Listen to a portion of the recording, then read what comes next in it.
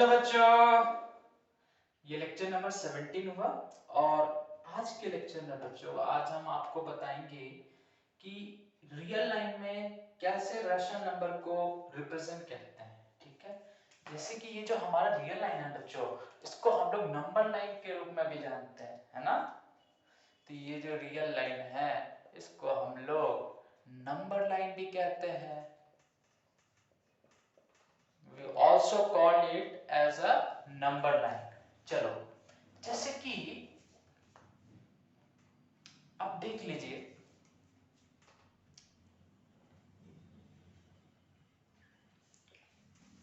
ठीक है, 0 1 2 3 4, ठीक है, यहाँ -1 -2 -3 -4। इसमें जो गैपिंग है बच्चों, ये एक नंबर लाइन है, ठीक है, जिसको हम रियल लाइन भी कहते हैं। और ये जो हमारा नंबर लाइन है, इसमें जो गैप है 0 और 1 के बीच में, या फिर 1 और 2 के बीच में, या फिर 2 और 3 के बीच में, या फिर 3 और 4 के बीच में, ठीक है, वो जो गैप है बच्चों वो कांस्टेंट है। कांस्टेंट का मतलब जो गैपिंग है वो इक्वल गैपिंग है ना। और अगर हम इसको, ये जो 0 है इसको हम O पॉइंट से रिप्रेजेंट करें, ठीक है, और इसको 1 से करते हैं, इसको B से करते हैं, ये C ये D, ठीक है। वैसे ये P कर दिए, ये Q कर दिए, ये R कर दिए और ये S। तो इस केस में देखो बच्चों कि OA is equal to AB is equal to BC is equal to CD, या फिर OP is equal to PQ is equal to QR is equal to RS, ठीक है। CD is equal to OP, CD is equal to means they all are equal। OA is equal to AB, AB is equal to BC, BC is equal to CD, CD is equal to OP, OP is equal to PQ, PQ equal to QR and QR equal to RS। मतलब तुम देख रहा है ये है कि सभी का जो गैपिंग है बच्चों, सभी का जो गैपिंग है वो इक्वल है। और इसी को हम लोग कह सकते हैं कि हमारा जो गैपिंग है वो गैपिंग ऑफ यूनिट लेंथ। कितना का गैपिंग है? यूनिट लेंथ का गैपिंग है। यूनिट लेंथ का मतलब क्या होता है?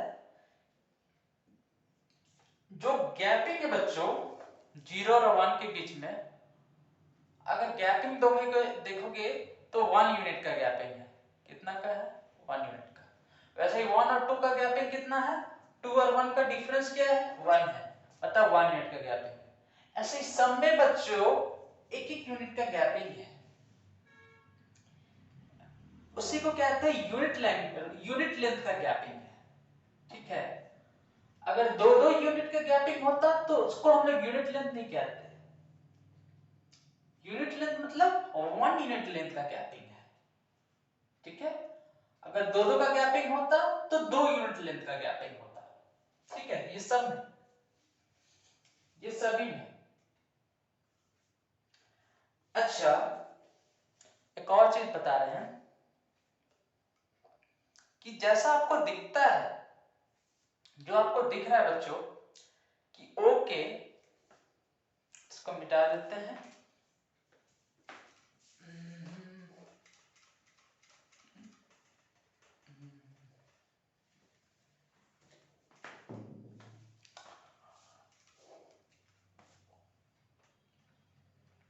ये जो हमारा O है, ये O है बच्चों और ये 0 है, ठीक है। ऊपर सब अल्फाबेट से हम उसको हर नंबर्स को रिप्रेजेंट किए हैं। जैसे आप जहां रहते हैं उसका लोकेशन है ना, आप यहाँ रहते हैं, आप इंडिया में इस कॉर्नर में रहते हैं, इस स्टेट में रहते हैं, इस डिस्ट्रिक्ट में रहते हैं, है ना। वैसे ही हर एक नंबर का एक अपना पता है जिसको हम लोग अल्फाबेट से रिप्रेजेंट करते हैं, ठीक है। चलो अच्छा एक चीज बता रहे हैं कि ये जो O है ये हमारा हो गया क्या, ये हमारा हो गया राइट साइड, ठीक है। और ये O के हमारे ये लेफ्ट साइड हो गया।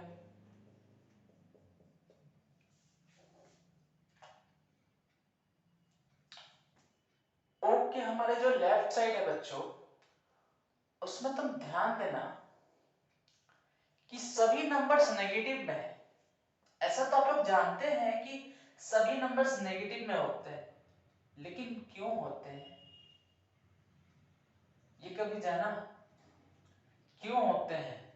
लेफ्ट साइड में जितने भी नंबर्स होते हैं, मतलब जीरो, जीरो डिजिट है, जीरो जीरो एक इंटीजर है, उसके लेफ्ट साइड में सभी नंबर्स नेगेटिव इसलिए होते हैं बच्चों।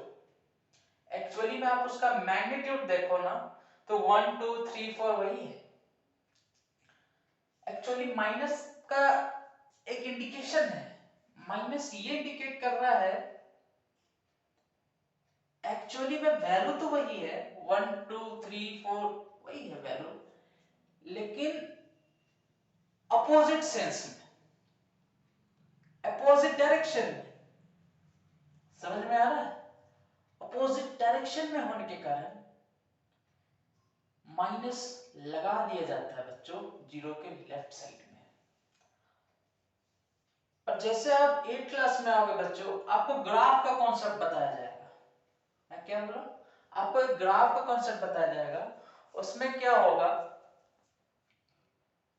ये हमारा एक्स एक्सिस हो जाता है, ये जो एक्सिस होता है वो एक्स एक्सिस होता है, और इसको हम लोग एक्स डैश एक्सिस कहते हैं, ठीक है। ये बेसिकली हमारा ओरिजिन होता है, और इसके जो ऊपर जाता है हमारा वाई एक्सिस और नीचे होता है वाई डैश एक्सिस। इसके नीचे हमारा वाई डैश होता है, इसके ऊपर हमारा वाई एक्सिस होता है।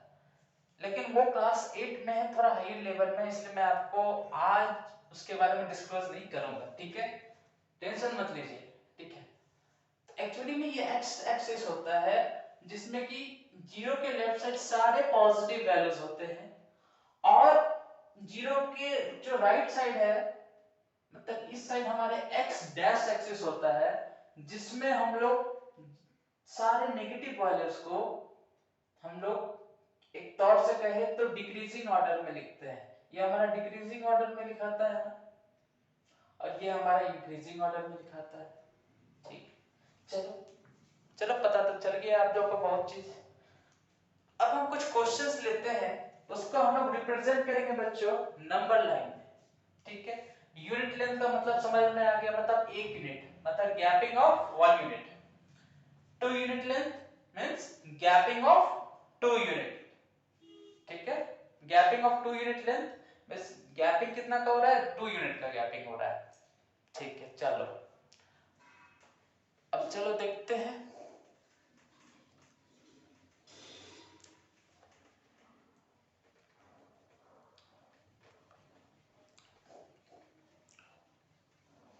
जैसे क्वेश्चन है,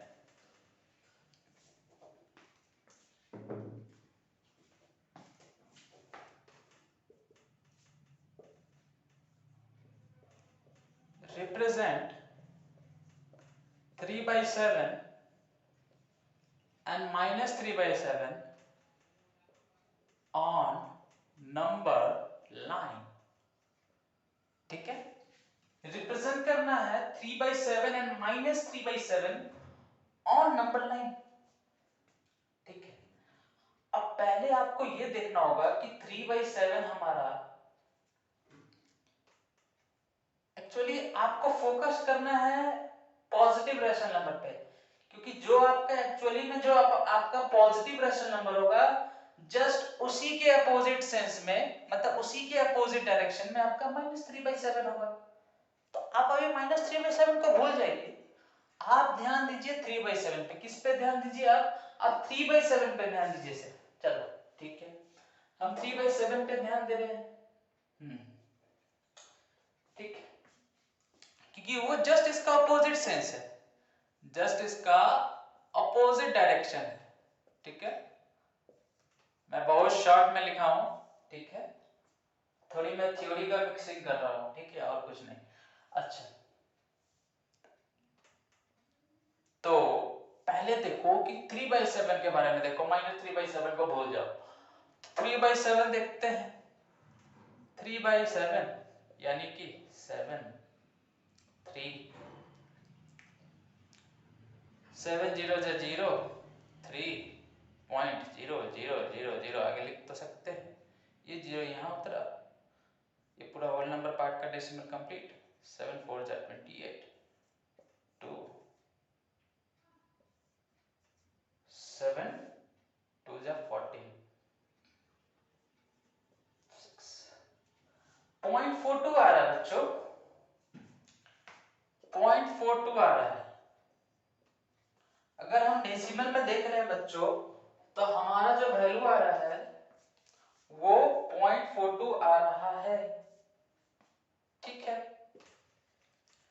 इसका मतलब ये है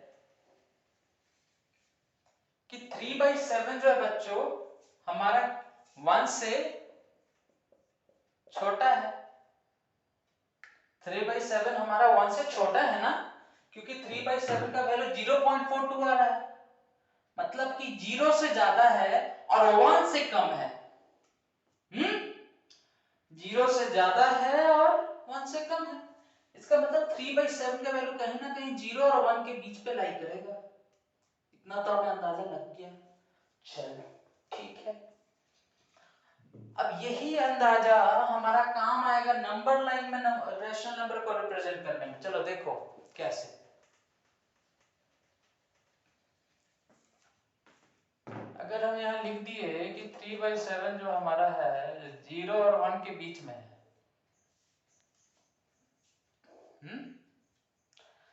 तो एक नंबर लाइन बनाते हैं। बच्चों आप लोग स्केल से बनाइएगा, ठीक है। अच्छा, ये बीच में हमारा 0, ठीक।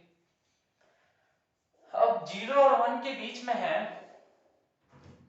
हम 1 इधर ले लेते हैं, और ये एक यूनिट लेंथ हुआ बच्चों, ठीक है, ये एक यूनिट लेंथ हुआ, 1 यूनिट का गैपिंग है।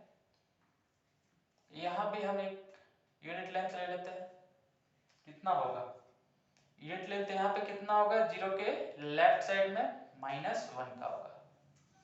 ठीक है, जस्ट उसके अपोजिट सेंस में ले रहे हैं, अपोजिट डायरेक्शन में ले रहे हैं। चलो अब क्या कर रहे हैं कि 3/7 बोल रहा है। 3/7 का मतलब है बच्चों, यहां ध्यान देना, 3/7 मतलब 3 पार्ट्स हमें उठाना है, पार्ट्स टेकन। 3 का मतलब है पार्ट्स टेकन, और 7 का मतलब है हमारा टोटल नंबर ऑफ पार्ट्स। ठीक है, क्या ये विजिबल है कि नहीं, क्या ये, हाँ बिल्कुल विजिबल है। चलो ठीक है, तो 3/7 में हमारा 3 जो है हमारा क्या है, पार्ट्स टेकन, मतलब इतना पार्ट्स हमें लेना है, और 7 हमारा क्या है, total number of parts, total parts है हमारे। अच्छा, तो यहां पे हम लोग क्या करेंगे, 0 से 1 में हमारा गैपिंग कितना का है, 1 यूनिट का है, 1 यूनिट का गैपिंग है बच्चों। और हमें क्या करना है, 1 यूनिट का गैपिंग में हमें टोटल नंबर ऑफ पार्ट्स कितना है, मतलब ये बता रहा है 3/7 से हमें इतना तो पता चल गया कि 0 और 1 में हमें कितने टोटल नंबर ऑफ पार्ट्स बनाने हैं, और कितने इक्वल पार्ट्स बनाने हैं, 7 इक्वल पार्ट्स बनाने होंगे, total number of equal parts. ठीक है,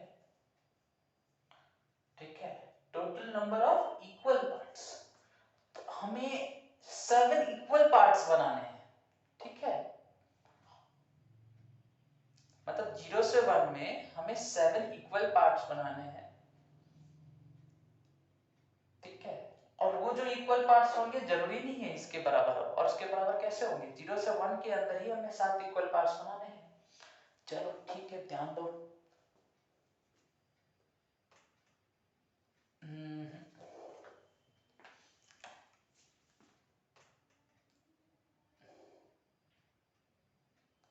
और इक्वल पार्ट्स होने चाहिए बच्चों, स्केल से आप लोग इक्वली पार्ट्स बना लेना, ठीक है, स्केल के मदद से।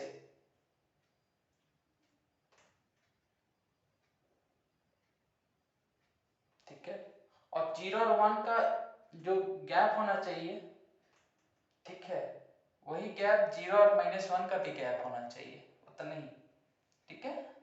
चलो, तो इक्वल गैपिंग होना चाहिए।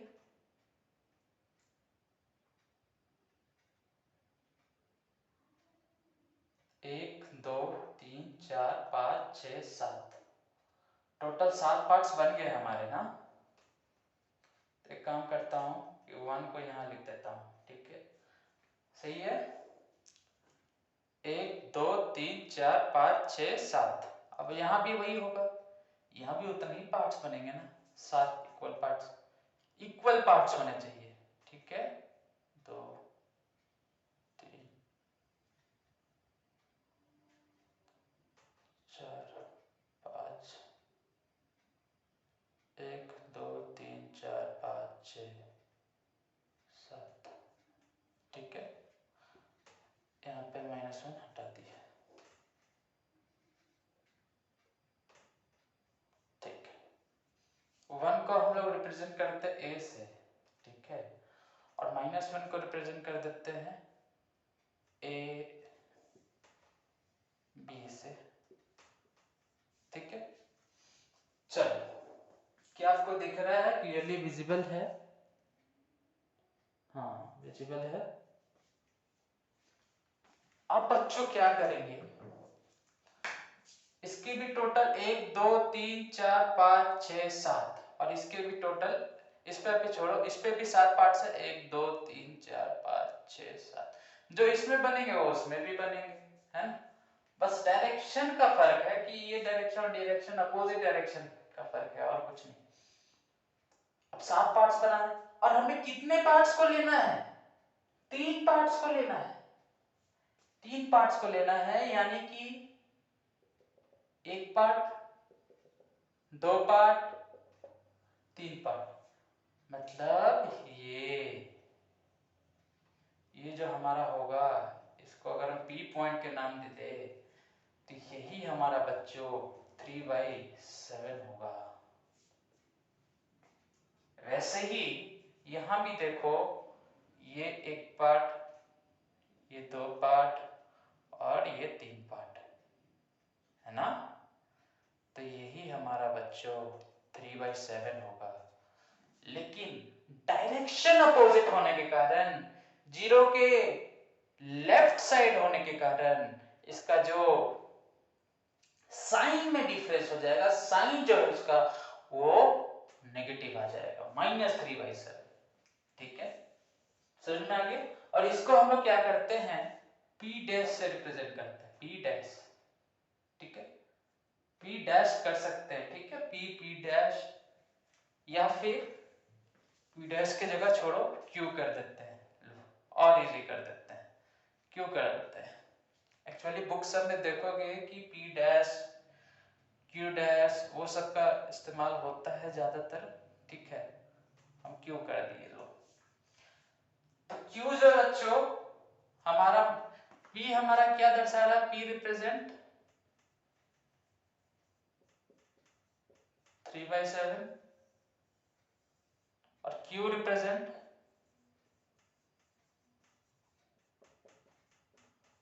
-3/7, ठीक है। यही हमारा एक्चुअल आंसर हो जाएगा बच्चों। और एक चीज ध्यान से देखना बच्चों, ये 3/7 है। ओ, फ्लैश लाइट ऑफ हो गया, कोई बात नहीं।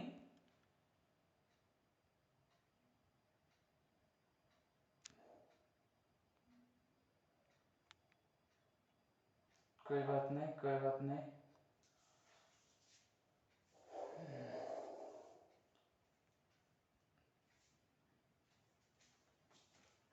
तो यहाँ ध्यान से देखो बच्चों, Q हमारा रिप्रेजेंट कर रहा है -3/7 और P रिप्रेजेंट कर रहा है 3/7। तो इस क्वेश्चन का यही आंसर होगा। और यहाँ से एक चीज और ध्यान से देखना कि ये टोटल तो एक पार्ट है, इतना एक पार्ट है, तो ये हमारा क्या होगा, ये हमारा 1/7 होगा, ये हमारा हो जाएगा 2/7। ठीक है, क्या विजिबल है आपको? हाँ चलो ठीक है, आपको दिख रहा है। ये हमारा बच्चों 2/7 होगा, ये हमारा 3/7 है, ये हमारा 4/7 होगा, ये हमारा 5/7 होगा। आपको ये सब लिखने की जरूरत नहीं है, मैं आपको बता दे रहा हूँ, ठीक है। और आपको देखिए एक चीज पता चलेगा, ये एक 6/7 और ये हमारा हो जाएगा 7/7। और 7/7 हमारा कितना होता है, 1 के बराबर होता है, जो कि 1 है। ये समझ पा गया? वैसे यहाँ भी वैसे ही चलते जाएगा, बस उसका जो साइन है वो अपोजिट हो जाएगा, प्लस की जगह नेगेटिव माइनस हो जाएगा। यहाँ वैसे ही -1/7, ये हो गया हमारा -2/7, ये हो गया हमारा -3/7, ये हमारा हो गया -4/7, है ना।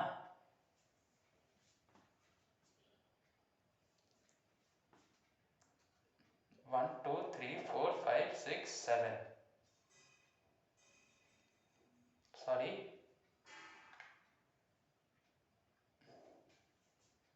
-1/7, -2/7, -3/7, ये हमारा हो गया -4/7, और ये हमारा हो जाएगा -5/7, और ये हो गया हमारा -6/7। वैसे ये हमारा क्या हो गया, -7/7। ठीक है, -7/7, जो कि -1 के बराबर होता है, और वही हमारा -1 है। ठीक है, यही है लेक्चर। और ये सब आपको सिर्फ ये रिप्रेजेंट करना है, आपको सिर्फ T रिप्रेजेंट करना है और Q रिप्रेजेंट करना है। ठीक है, बाकी ये सब रैशनल नंबर आपको रिप्रेजेंट करने की बिल्कुल जरूरत नहीं है। मैं आपको ये ये इसलिए लिख रहा था क्योंकि आपको पता चले कि एक्चुअली में हर एक जो भी है रैशनल नंबर, उसका प्लॉटिंग क्या है। ठीक है, हर एक पॉइंट का प्लॉटिंग क्या है। ठीक है, नंबर लाइन में। तो आज के लिए बच्चों इतनी, थैंक यू।